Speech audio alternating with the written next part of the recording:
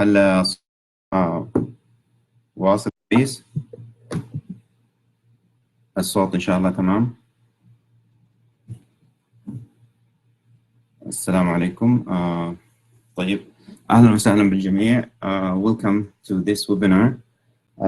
We inshallah talking about surgical site infection and how can actually reach the zero rate, hoping that to chase the zero infection, which is something not very easy to be reached, but it can be applicable if we really tried our best to stick to all the preventive measures that can actually be done as it should be. To start up with the webinar or the lecture, I would like to keep the question at the end if you like,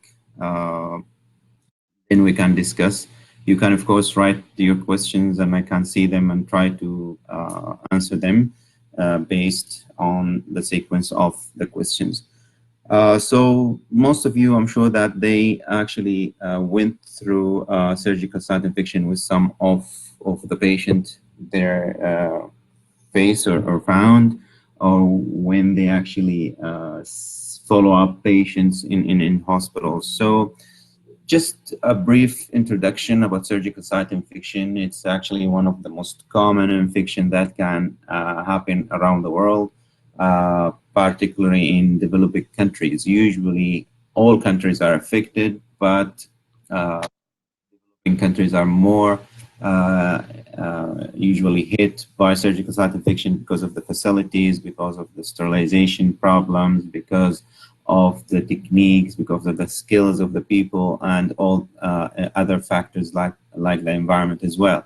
So usually these infection can actually happen as a simple infection, usually when they affect the incision itself, or they can actually go deeper where they can affect the tissues and deeper or more complicated when they reach space around an organ.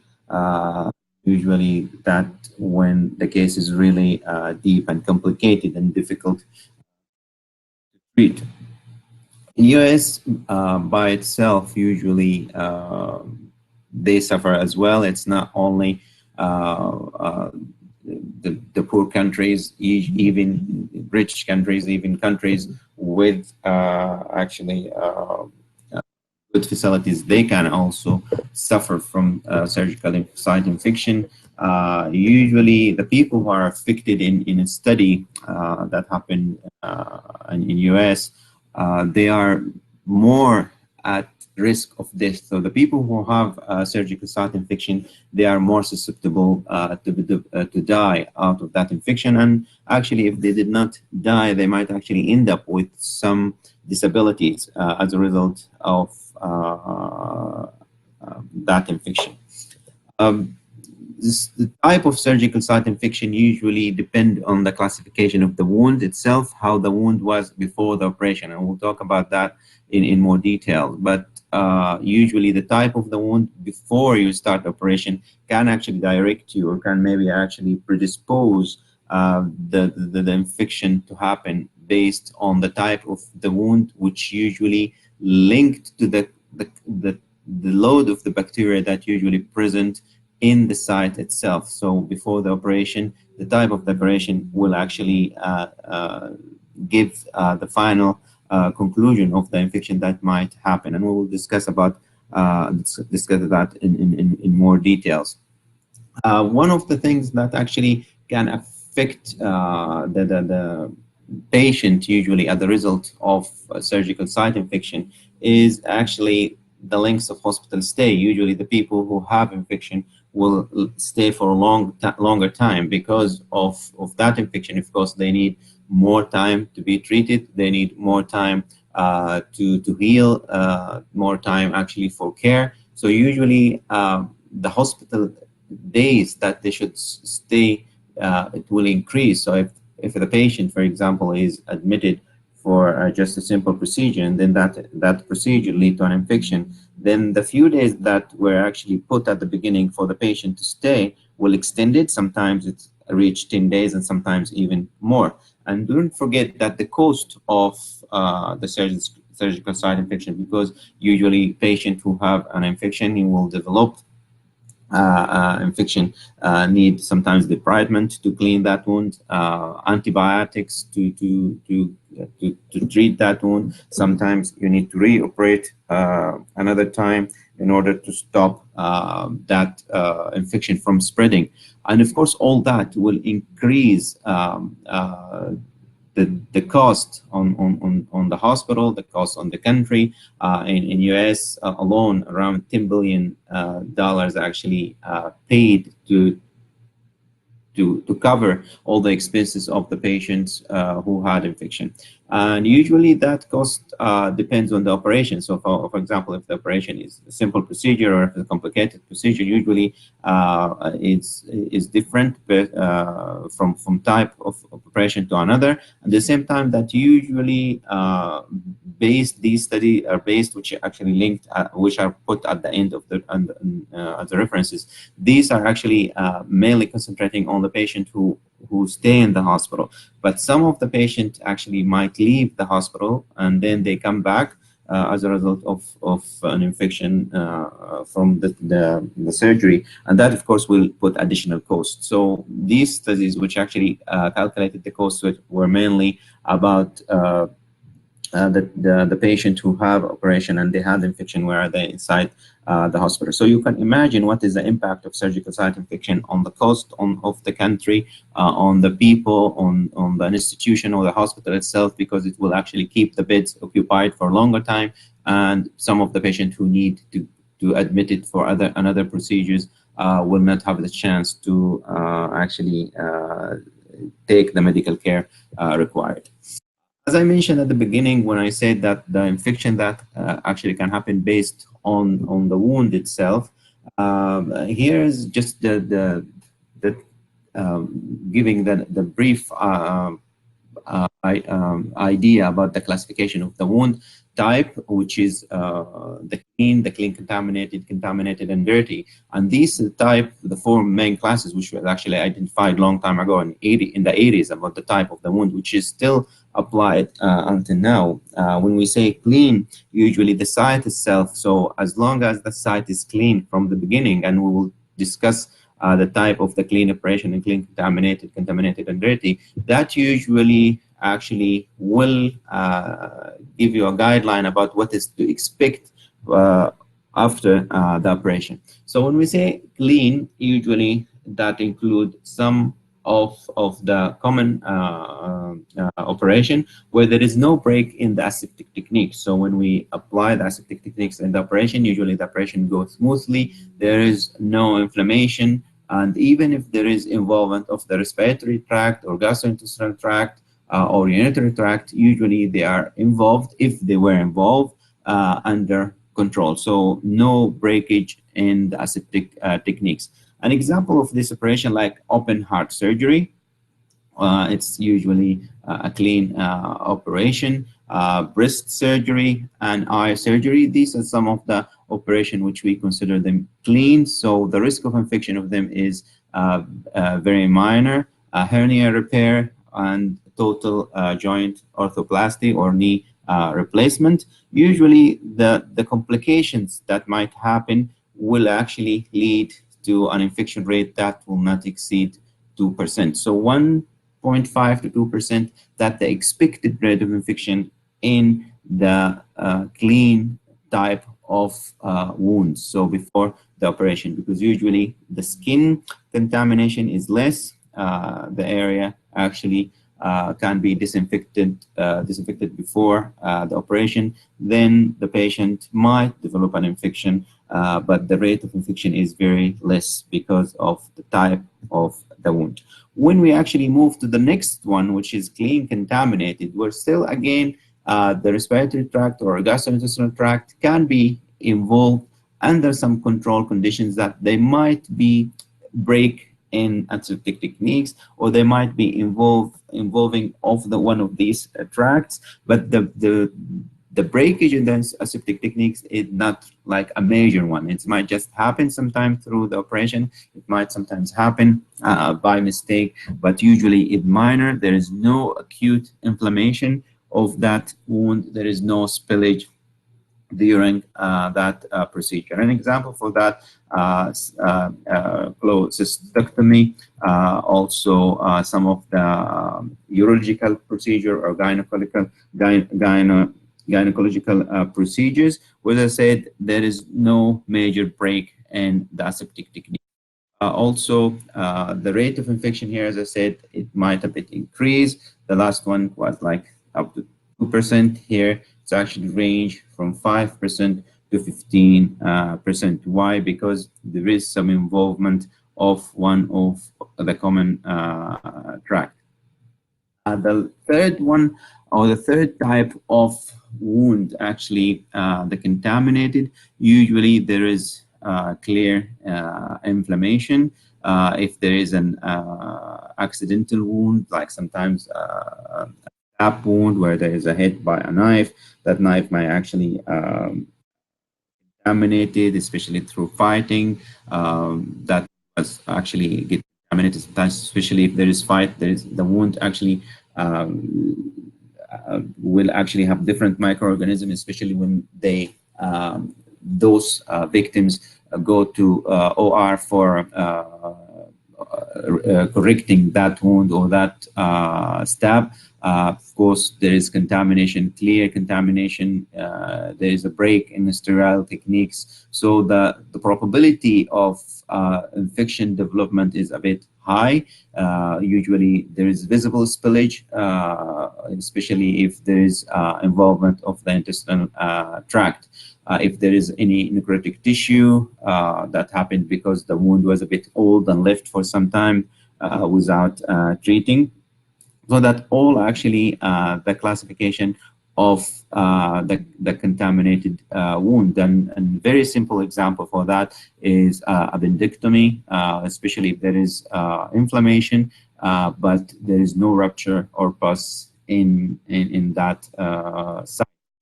If there is any bowel resection, especially if there is some necrotic bowel issues, if there is acute inflammation, or if there is a spillage from the bile through the operation. Usually, these are all factors that can increase the rate of infection. And of course, with that, there is no possibility to keep the aseptic techniques all the time through some of these operation. Usually, the rate of infection will exceed 15%. The first one and the last one of the classification of wound type is the dirty wound. And with this wound, usually there is a clear pus or abscess. There is perforated viscera, or if there is any inflammation of or perforated part of the body from inside. If there is a clear fecal contamination, there is traumatic wound with some of the tissues that actually were left inside or were left into pieces. If there is a clear gangrene, these are all type of the wound usually considered as dirty, especially when there is amputation, actually either because of accident or because of problem that leads to gangrene. Usually the result is amputation. Amputation usually as a result of infection that clearly indicate a dirty wound. If there is a laparotomy, especially when there is an abscess formation, or if there is a ruptured bowel with clear fecal contamination, and also if the appendices and were actually ruptured, that lead to appendicitis as a result of the ruptured index.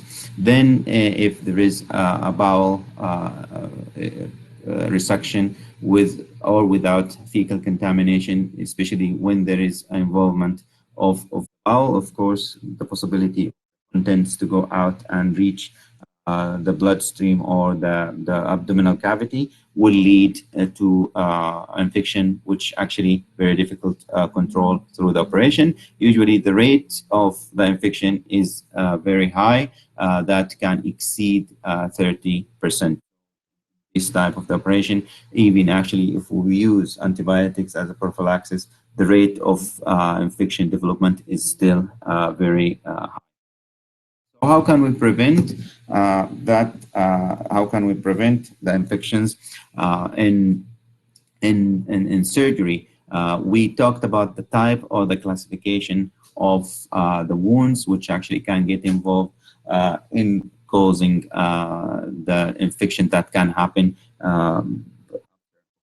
So when we try to actually concentrate on the prevention measure, the first thing is usually the procedure, how the procedure was happening, what happened during the operation. It's very important that the team after the operation, they discuss that situation at the end of each procedure. So if there is any problem that happened in the procedure, what actually happened, they have to discuss such incident before they actually leave the OR, writing their report.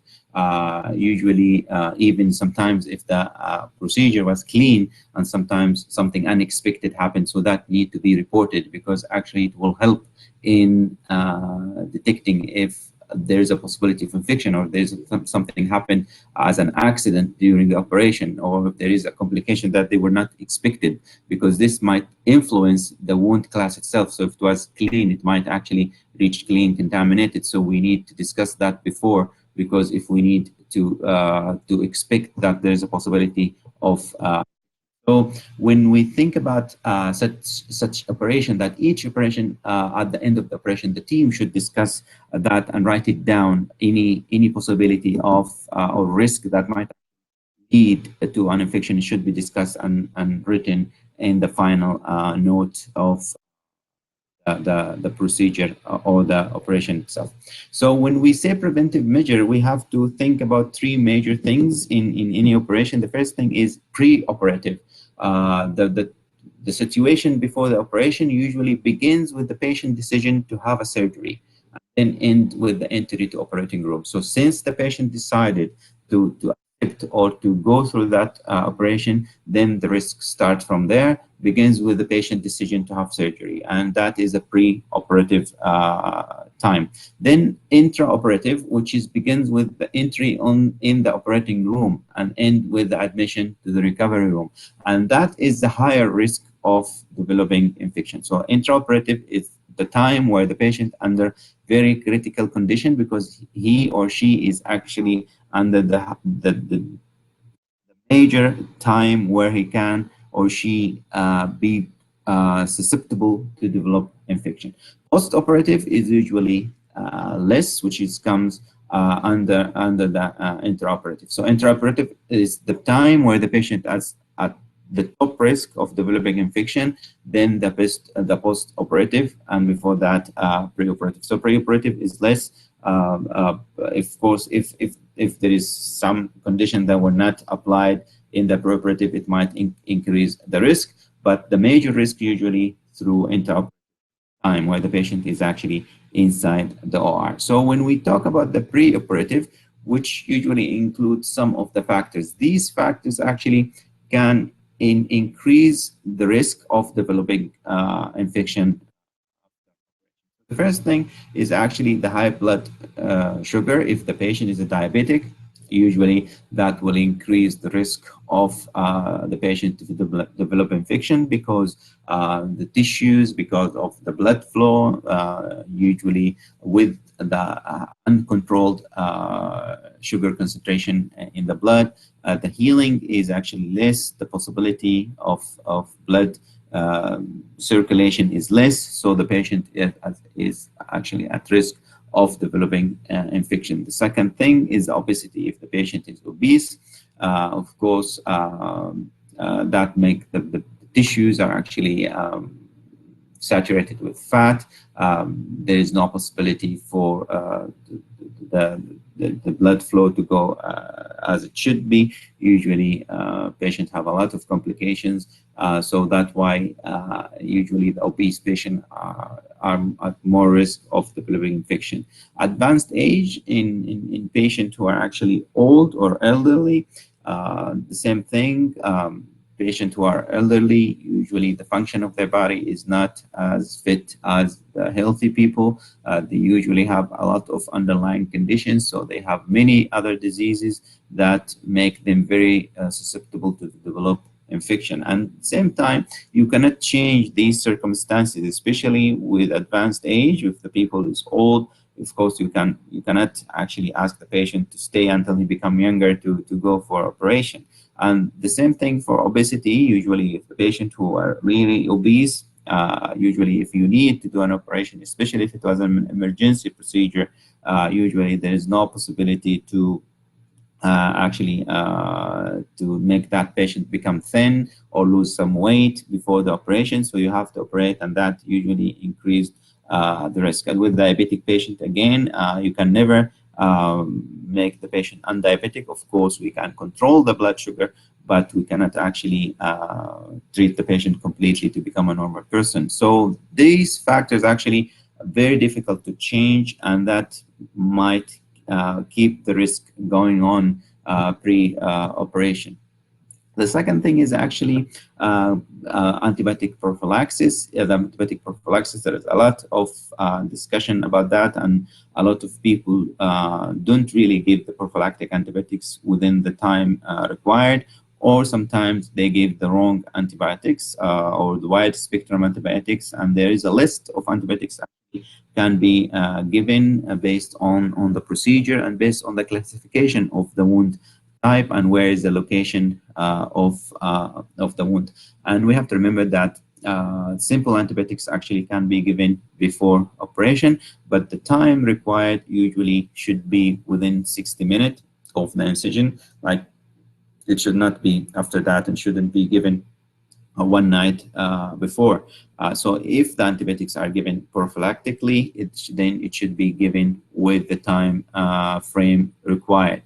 The second thing, which actually also come under the pre-operation, is the long hospitalization, which increase the risk of infection. So if the patient are staying for a long time inside the hospital, then the possibility of them getting colonized with organism is very high. So those patients who get colonized with different microorganisms can actually develop infection with the same organism, especially if they stay for a long time.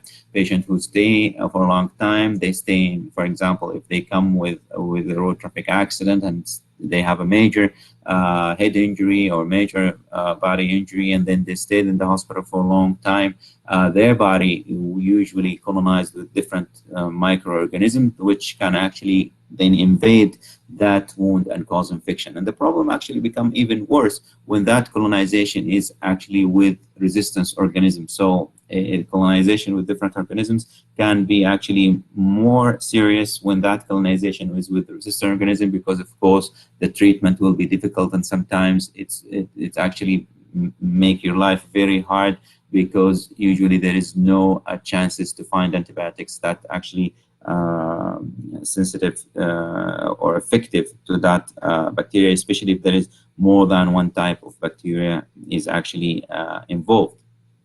Also, as apart from pre-operative or pre-operation, usually the malnutrition, if the patient is actually have a very poor nutrition status, or if coming from a poor condition or poor country, usually at their situation they cannot actually have a good immune system which can help in recovery and healing.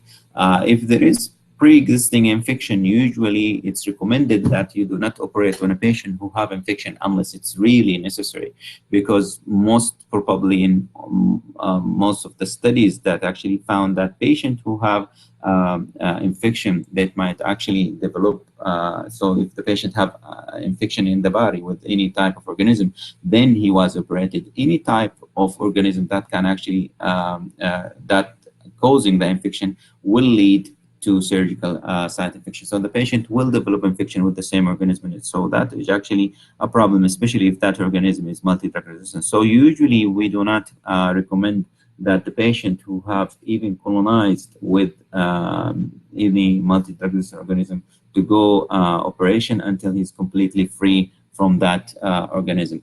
Hypothermia for if the temperature of the body was not controlled pre-operation, that actually will increase the risk of developing infection.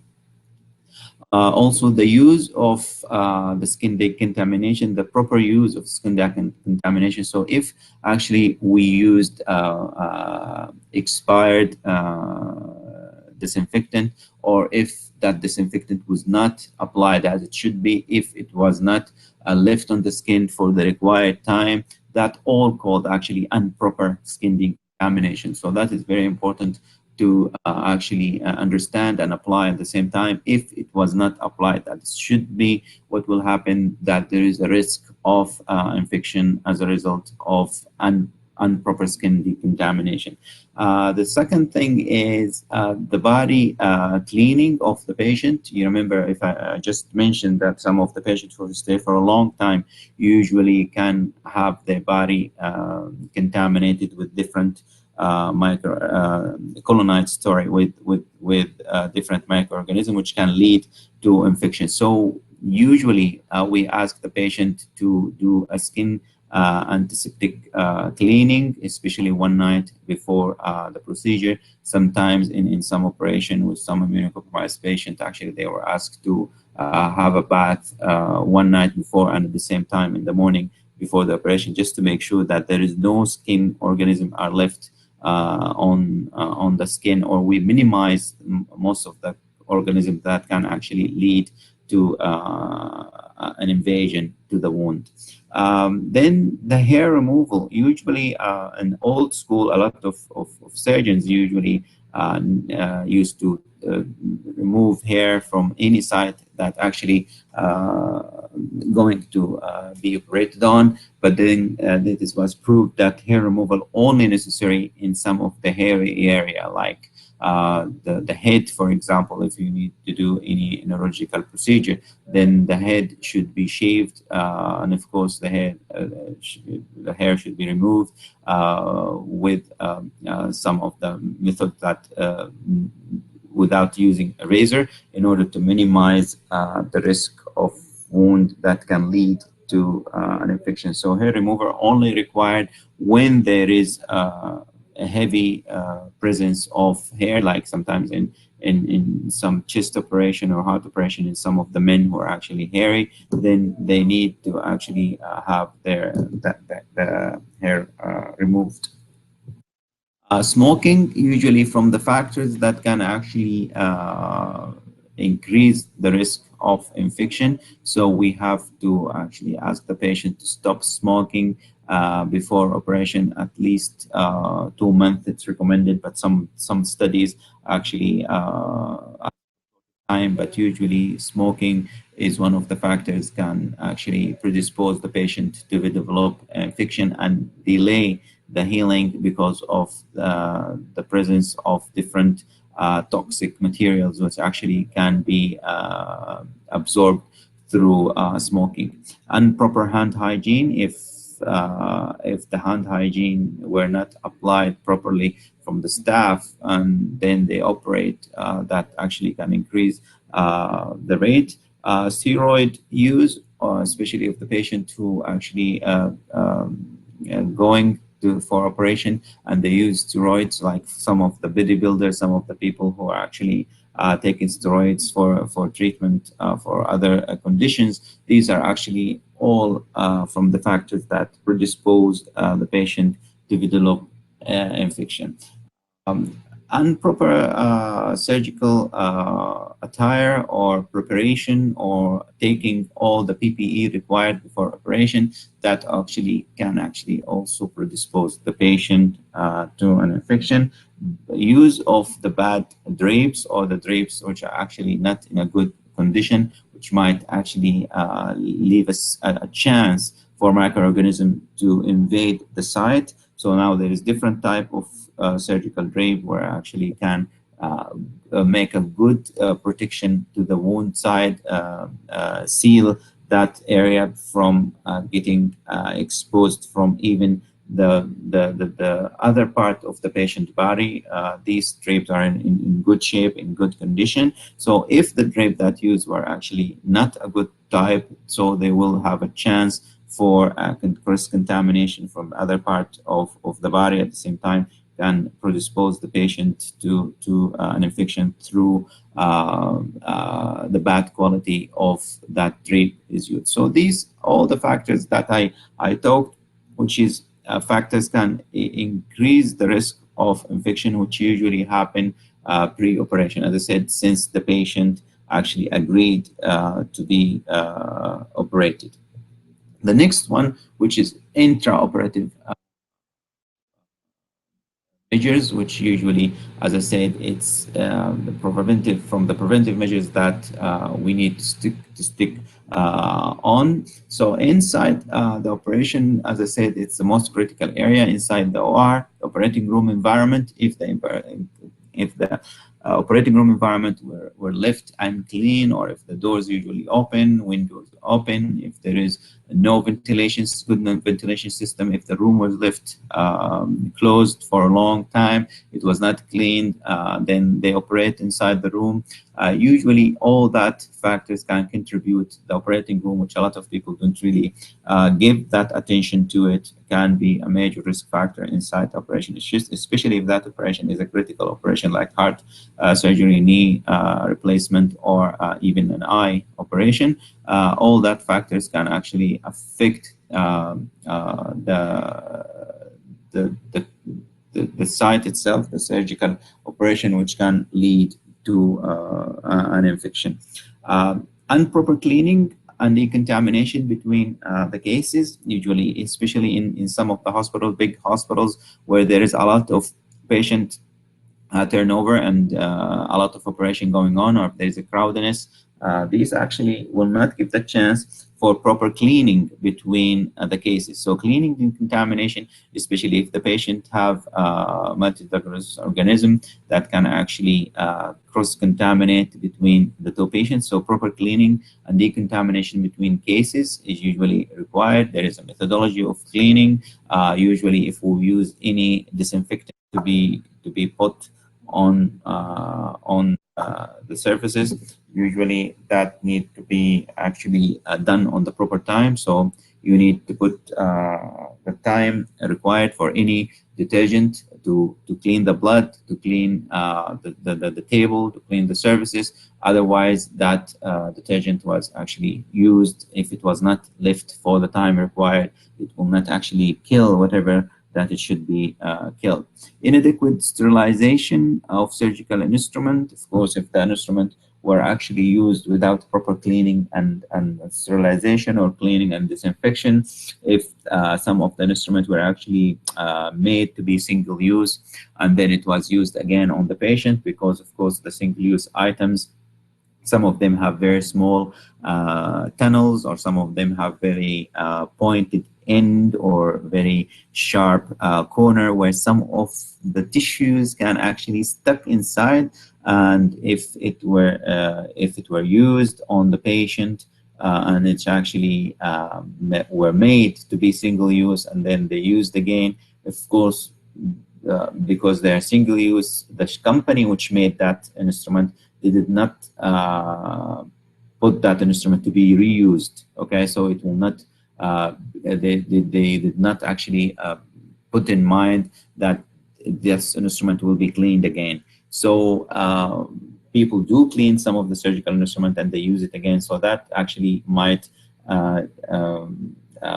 hide some of the organisms with some part of the tissues, and then of course it will transmit between the patient, leading to infection. So inadequate sterilization of surgical instrument, either because the items or the instruments are actually single use and it was reused again because they were not properly cleaned and disinfectant, or if the instrument actually a reusable ones, but actually were not clean and disinfectant as it should be, then of course they will lead to Inside the operation, usually the OR humidity and temperature should be controlled.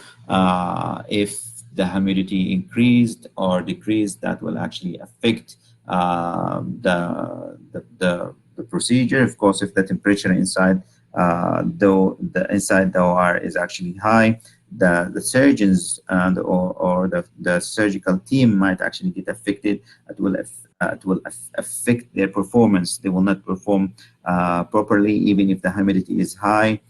Usually, they cannot actually perform as it should be, which might lead to an infection. The air exchange, the positive pressure inside the operating room. Of course, we know that OR should be positive pressure.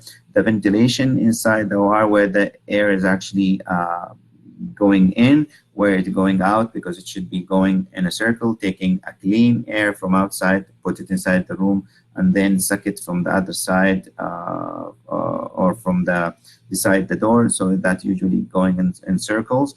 That room temperature and air exchange usually should be going on through the operation, like between 20 to 25 per hour. If that actually affected, so the contaminated air can stay for inside the OR, and especially if that is an open heart, or if there is a laparotomy, or there is a wound where the wound is a bit big, then the contaminated air will actually drop inside that wound, and of course lead to infection.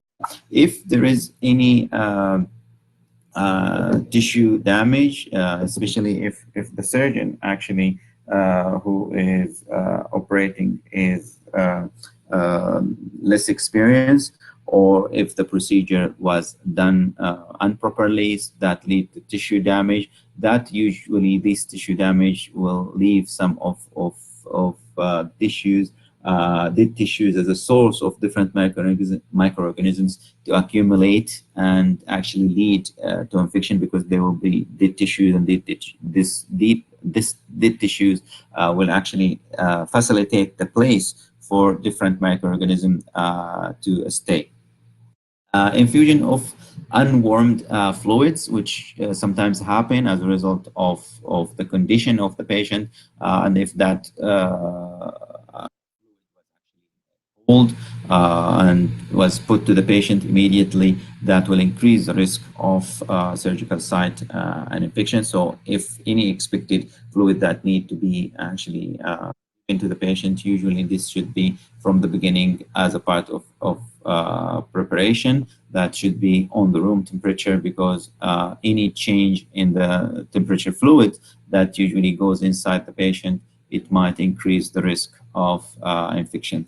Lengthy procedure, the long the procedure stays, the longer the procedure, the higher the risk of infection. And especially if there is some of the laparotomy procedures, or if there is some of the procedures take a long time, usually with the longer time, because the tissue are more exposed, so the risk is actually higher. At the same time, a lot of manipulation when there is a long procedure, usually a lot of manipulation, a lot of hands, different surgeons might actually get involved at the same time. So that will increase the risk of surgical site infection. So we always have to keep in mind that we have to minimize the procedure as much as possible. Of course, some of the procedures cannot be minimized based on the condition of the patient, but we have to keep that in mind, that the lengthy procedure will increase the risk of an infection. Blood loss, if the patient lost a lot of blood inside the operation, of course, that might actually increase the risk of infection, because of all that blood that was lost inside the operation. So you always have to remember that as long as you keep the patient without a lot of bleeding, the bleeding that happen unexpectedly usually can increase the rate of infection, and then you might need to give the patient blood, which is another risk of an infection. Any wound contamination that actually sometimes as a result of the procedure, complication can happen, where actually can areas that might actually have a microorganism, like if the bowel is involved, the degree of contamination of the wound increase by from the site that the patient might have different microorganisms, especially if the patient actually was under procedure that as a result of multiple trauma, like if the patient dropped from a building or if he was actually hit by the car. So there's many different wounds and different injuries. So the possibility of contamination between the site inside the body itself might actually vary, so that some of the areas might actually have a heavy load of organism, which can actually increase the contamination of the main wound that the operation is on it. If there is more than one diagnosis at the same time, so the patient might have problem in his knees and problem in his head, then he needs two different procedures at the same time that actually have more than one diagnosis, and at the same time increase the risk of infection development. Then drain insertion, sometimes some of the procedure you need to uninsert a drain to get rid of some of the accumulated fluid, usually chest drain or surgical drain, whatever the type of drain is, but this is a foreign body and usually is inserted inside the patient body. As I said, it can be a chest drain, which is very popular and known, the chest drain, where especially after operation to get rid of the excess of the fluid that accumulated. But again, if the drain was inserted without good aseptic techniques, or if the surgeon is not very actually familiar and skilled in inserting the drain, that drain actually can lead to infection. Or if the maintenance of the drain and the nurses who are looking after the drain were actually not familiar with the drain, how you take care of the drain, that drain actually can be a risk of infection. So the drain should be removed as soon as possible when there is no clinical need for it. So that was the most critical time where the patient actually can develop infection, or we can predispose the patient to infection. And then we come to the post-operation time. And post-operation usually is less, as I said, from intra-operation or pre-operation, because usually if there is here, the patient will not develop infection unless the care was given to the patient was a bit poor. So if you have a patient that have a wound, that wound was actually manipulated a lot after the procedure, then that wound actually might develop infection. If the drain was left for a longer time, that the dressing was left for a longer time, no care was given to it, actually some of the organism might actually accumulate behind that dressing, and of course with the moist and any fluid, access of fluid, that become a very rich environment for the bacteria to multiply and cause an infection if it accumulate, and then they can invade the wound and cause infection. If the dressing was left for a longer time, like there is no follow-up, so no follow-up, so if maybe the dressing need to be changed, or maybe the wound just need cleaning. Sometimes just a simple cleaning help the tissue actually to breathe and heal and recover and go back to the normal situation. So if that was left closed for a longer time, as I said, fluid might accumulate, and even if the wound was clean, then that accumulation will leave the bacteria to stay, and then of course multiply and might become a big number that can actually reach the wound, leading to an infection. So after operation, usually if the wound is actually covered, it should not be manipulated at least the first 72 hours. After that, we need to check on the wound and see if we need to do a dressing change, and a dressing change should be on frequent intervals, where we actually can check on the wound if it's the healing process is going on as it should be unplanned for or not, or there is any problem that we need to do before that wound get actually a chance to develop an infection. Also, unmaintained blood glucose, as I said from the beginning, if you remember that we said that patients who have high blood sugar that might actually develop infection, but if we operate on them and we didn't actually decrease that high blood sugar before operation, and we and keep it as it is through the operation, then it will actually delay the healing and predispose the patient to an infection. So patient have diabetic, is a diabetic patient, then we managed to control his diabetes or his blood sugar before operation, but after operation was not actually controlled, was left without the required maintenance of glucose level, then the patient risk of infection usually increase. Okay, so that we have to keep in mind. At the same time, the drains, which actually was inserted through the operation, and then were not properly maintained or looked after, then that drain, even if it was inserted with good aseptic techniques through the procedure, they were left without the required care. What will happen, that that drain, because as I said, it's a foreign body, it will lead to actually complication and an infection. And proper education to the patient and family. We had good operation on the patient. The patient was actually followed up as it should be. But if we actually did not educate the patient or his patient and family about how they look after the wound and what they need to do when they have to come back to the hospital in case that they actually have a possibility of infection. So we have to explain to them when they have when they have to come back, and how they care after the wound, especially if the patient is an elderly patient that don't have good knowledge about taking care of himself. Then we have to discuss that with the family and explaining how to take care of that wound, the surgical wound, and how to clean it if there is a need for cleaning, and how can actually keep the patient wound as dry, as clean as possible. So these are all the factors which actually counted as post-operation. It will not usually cause a major problem in developing infection, but they can actually contribute. So these are all the factors which actually can happen post-operation. In case if the patient actually develop infection, how can actually we know? There is, of course, sign symptoms. Usually, the basic thing that can happen, the patient can develop fever. Sometimes patient will have redness around the wound where there is some itchy skin.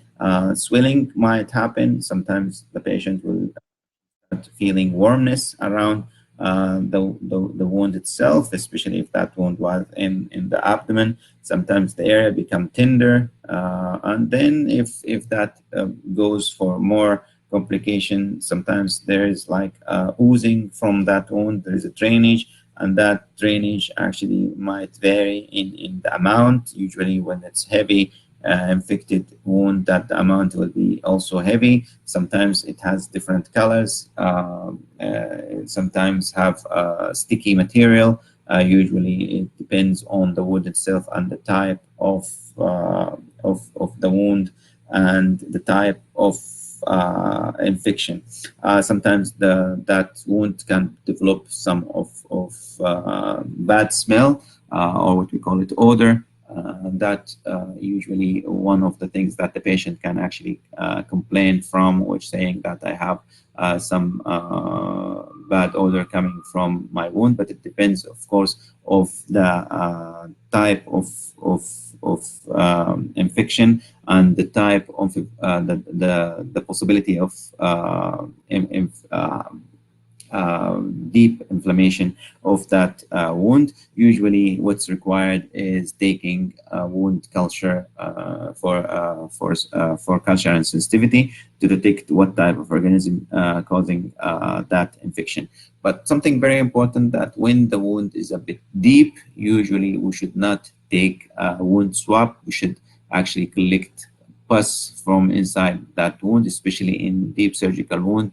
The pus should be collected through the needle, so it should be aspirated inside the needle, and it will be very good if that needle sent directly to the lab saying that this patient have surgical site infection, and this pus was actually collected from inside the wound itself, because usually most of the deep wound infection, anaerobic bacteria actually can involve and cause that infection.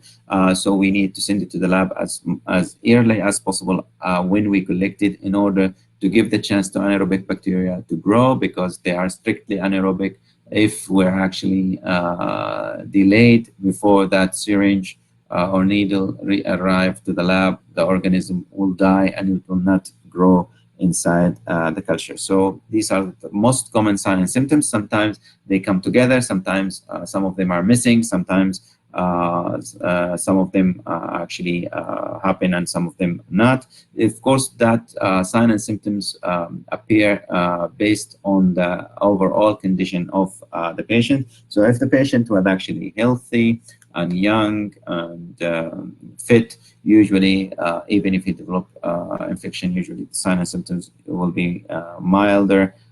Sometimes, as I say, they will not appear all at the same time. But if the patient is actually old and very poor from nutrition, his nutrition status is poor, usually the patient will develop more of signs and symptoms. And if the infection is deep, if the infection is heavy, if, or there is a heavy involvement of organisms, usually the signs and symptoms will be clear and appear faster.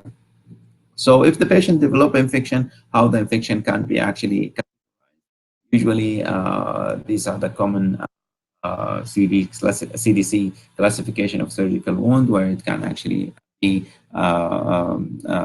superficial, where they usually just appear to affect the skin and subcutaneous tissue.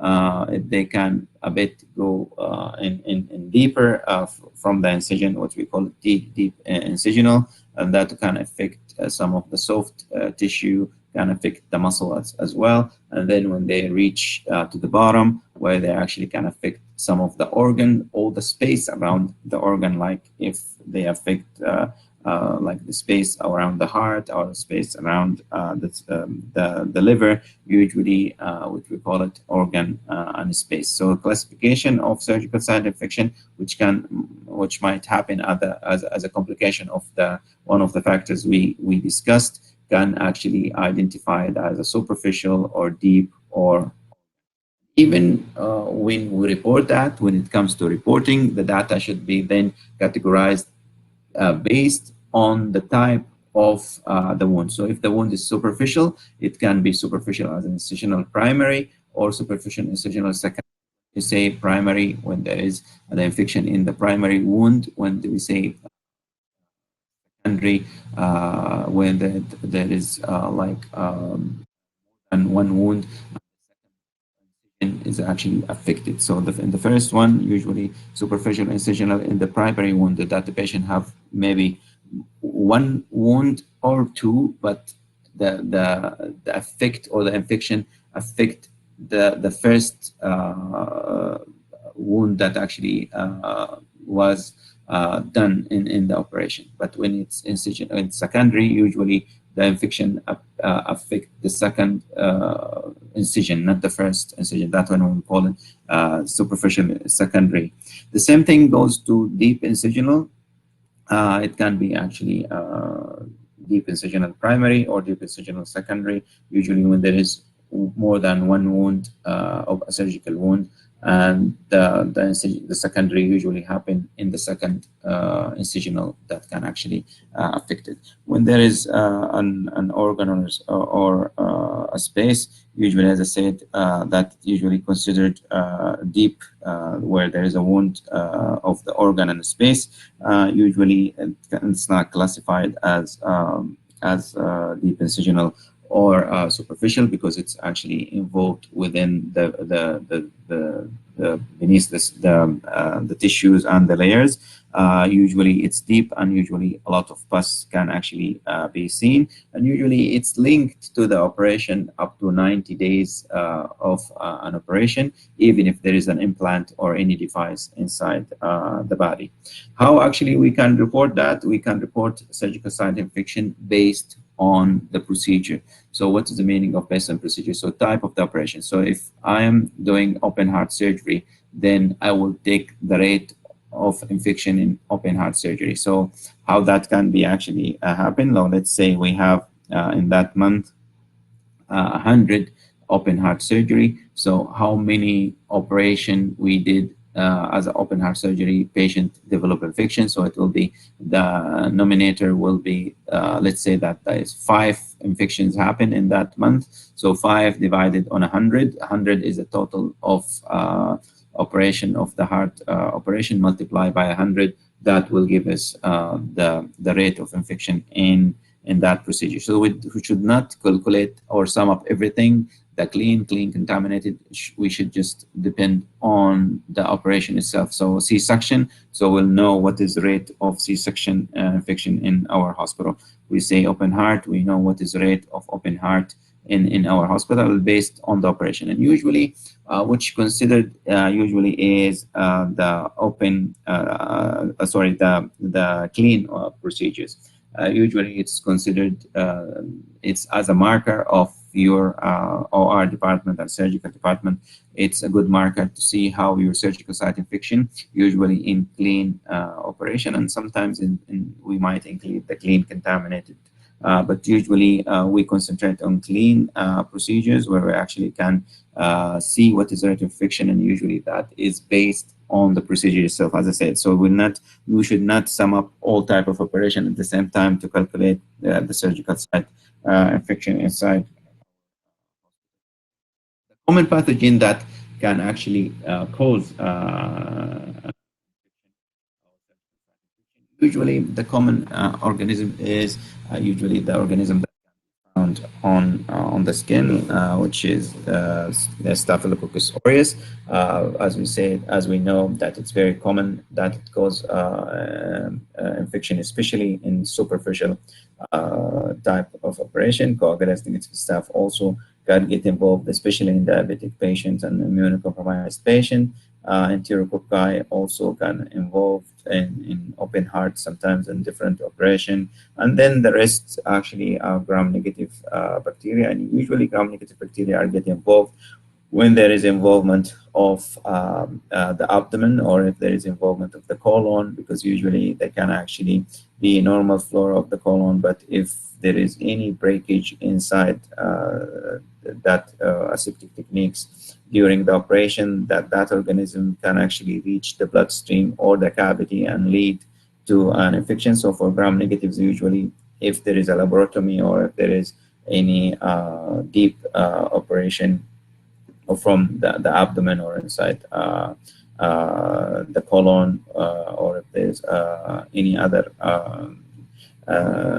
operation that actually were done because the patient have an accident or gunshot, for example, usually gram-negative get involved. Candida can actually involve sometimes, but usually in diabetic patient and immunocompromised patient, they can lead to an infection as well. Gram-negative anaerobic bacteria like Bacteroides, usually with pus, especially pus that accumulated inside the brain, or in some situation in some patients who actually have some of the abdominal, deep abdominal infection. How we chase the zero infection, as I said from the beginning, it's not something easy that we can apply, but it's something we always need to aim to and to reach to. Most different hospitals around the world, actually, they reach the zero because they applied all the preventive measures that can be applied. And one of them is actually surgical site infection bundle, which I'm sure that most of you know about the bundle. Usually, it might vary from hospital to hospital. It might vary from country to country. Some of the people actually increase the tools that used for the bundle, or the element of the bundles are actually more in some hospital than others. That doesn't really matter if you apply more elements or less, as long as you try to stick to your elements and make sure that when you apply them, they should be applied on all. They should be applied all at the same time on the patient, and all of them should be actually marked as fully met. Otherwise, if there isn't a break in any one of them, then the patient actually can be very susceptible to develop infection. So the first one is hair removal. As I said in the beginning, that hair should not be removed unless it's really necessary, and if we have to remove it, it should not be removed by razor, because razor will actually lead to skin trauma that can help organism to reach the area and cause an infection. Prophylactic antibiotics, when we said about antibiotics, as I said, there's a huge argument about this. A lot of surgeons, they still use the old school of using prophylactic antibiotics, which actually they apply antibiotics one night before or sometimes even after the operation. So the first of all, we have to apply our prophylactic antibiotics based on our local antibiotic policy. So what is the common organism we have in the hospital, and then what is the sensitivity result of them, and which organism that we expect to see, and that what we need to use antibiotics for. So prophylactic antibiotics should be based on our local antibiotic policy, especially for the type of operation. So each operation or each group of operation maybe need a special type of antibiotic. And when we decide to give antibiotics, the time of the prophylactic antibiotics also very important. So it should not be given from one night before. As I said, it should not be given after the operation. It should be within 60 minutes before or prior the operation. The idea that you want to have the tissue saturated with antibiotics when you actually perform your procedure. So when you perform your procedure, that tissue should be saturated with antibiotics, should be full of antibiotics, in order not to let the organism to actually get involved inside the wound. The temperature of the body should be actually controlled throughout the procedure, so the patient will not have hypothermia during the operation, because that will actually increase the risk of developing infection. And at the same time, if the patient is diabetic, then you have to make sure that the blood glucose level was actually normal throughout the operation. So all the factors we talked about, the preoperative, intraoperative, and postoperative, it were all combined together with the bundle that actually will help us a lot to reach or to chase the zero infection. After surveillance, which a lot of hospitals don't really do. And when we say post-discharge surveillance, I know that most of the hospital, they do surveillance, and they say we do surveillance, and we actually our rate is very low.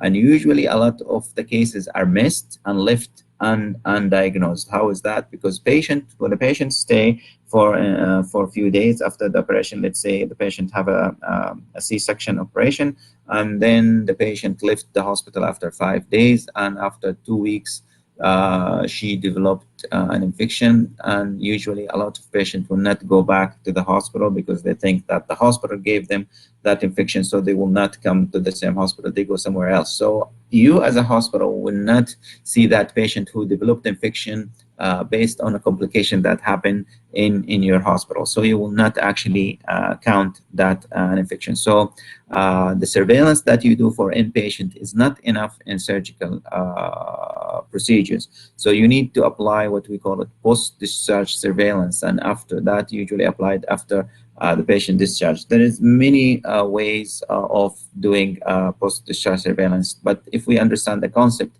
is usually that following up the patients who actually had operation until they exceed that time, if the 1 month or 90 days, even if the patient have an implant.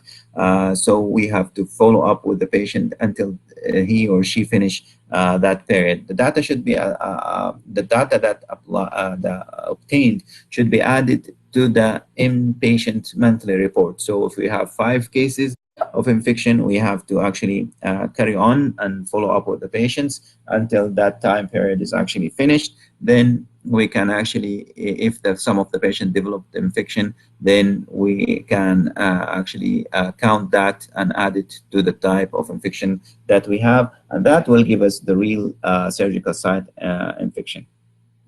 So every operation that actually happened in the hospital, we should follow them up, even the day surgery, because the surgery usually they actually ask the patient to leave the hospital as soon as possible after he or she got his operation done, in order to minimize the risk that the patient might develop if he stays in the hospital.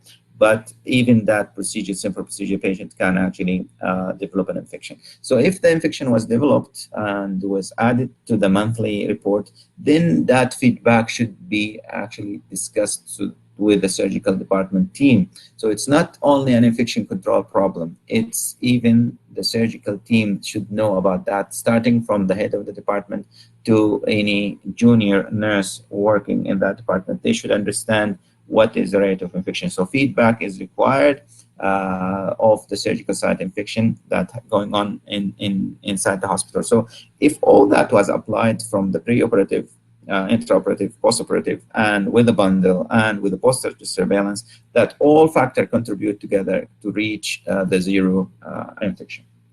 So that takes us to the conclusion. The conclusion of this presentation, that usually when you have any problem with infection, you need to discuss that issue with your leadership and with the surgeon in addition to the infection control team. So it's not an infection control problem. It's actually the whole hospital problem. So you need a support from your leadership or the top authority in the hospital. And usually when the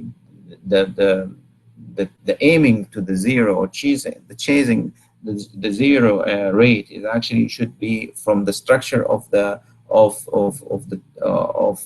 hospital target, that they reach that. So they put the plan from the beginning. So we don't have to wait until we develop infections and then we try to reach zero. So we need to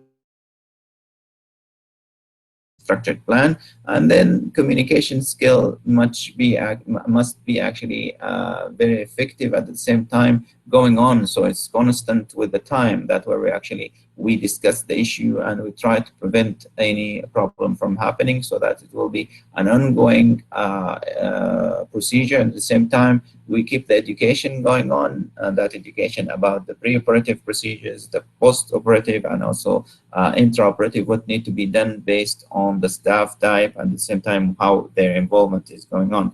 Then at the post-discharge surveillance, when we apply it as an infection control department, they should actually apply it precisely. There is a lot of methodologies. We can't just apply it. There's some of them using phone calls where you can call the patient. Some of them actually ask the patient to send emails. There is different ways of how can you actually do it post-discharge surveillance, but at the end, you need to do post-discharge surveillance to understand exactly what is the real rate of an infection. And if there is a rate of infection, then there is a need for discussion about that and what is the action required in order to detect the cause of that problem, how that problem happened, how that actually factor were contributed to the situation to develop infection, then how actually we stop that, and stopping that by taking the proper action. So we need to put action in order to prevent that condition from happening again.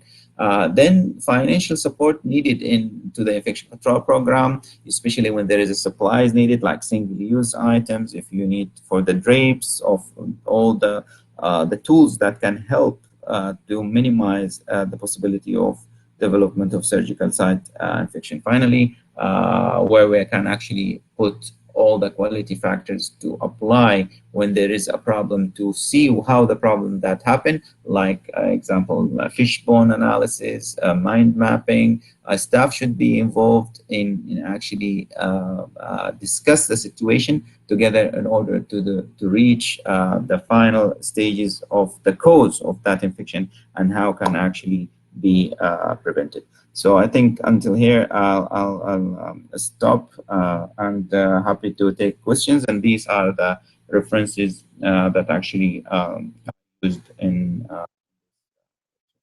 Thank you for your listening.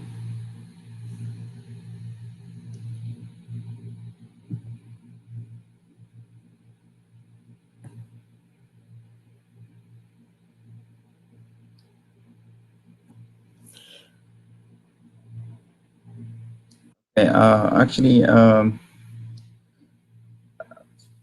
one of the questions about the clipper, yeah. Okay, about removing hair with the clipper, that there's different type of clippers. So different clippers can be used. The whole idea is not actually the type or the brand that we're using. It's actually the idea of that clipper to be used in order not to break the skin. So that's why we need to use something where it can actually be gentle on the skin, because any trauma that can actually happen uh, on the skin, especially if that skin is actually going to be exposed to blade or to any cut, the area usually is very sensitive, and if it was actually traumatized, it might actually help for infection to develop. Uh, is there any other question that we can? Yes, for the that actually will be done for the certificates. Yes, through um, the patient safety center will actually uh, send you through your email your certificates.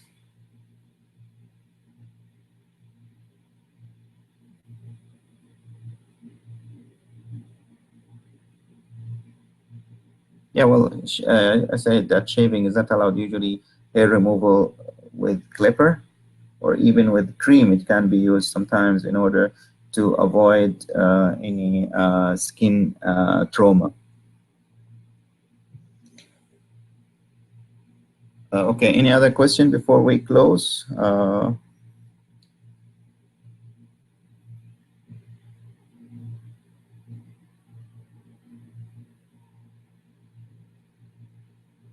I think that's it. So thank you very much for attending, and uh,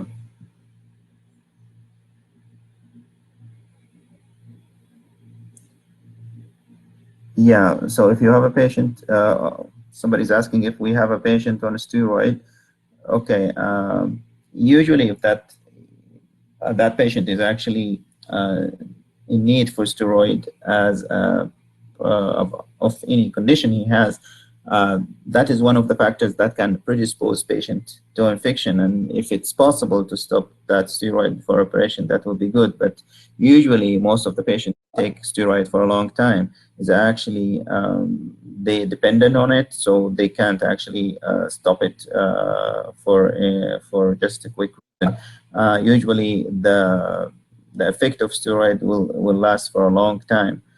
Then it's just to keep in mind that this is actually one of the factors that can increase the risk of infection that the patient, because it's on steroid, that he might develop it before that he might develop infection after operation. How can we know when, if he can operate on him, and how long we can actually stop that? It depends on the immune status of the patient. So what is the effect of the steroids, and we stop it after how many days that the body will actually will tolerate the condition and start to get to normal condition. That usually depend, and uh, that usually depend on the situation of the patient and how long the patient were actually exposed to steroid. Uh, Thank you very much. Thank you, and I'll leave you now, and hope we can, inshallah, see you again in next lectures.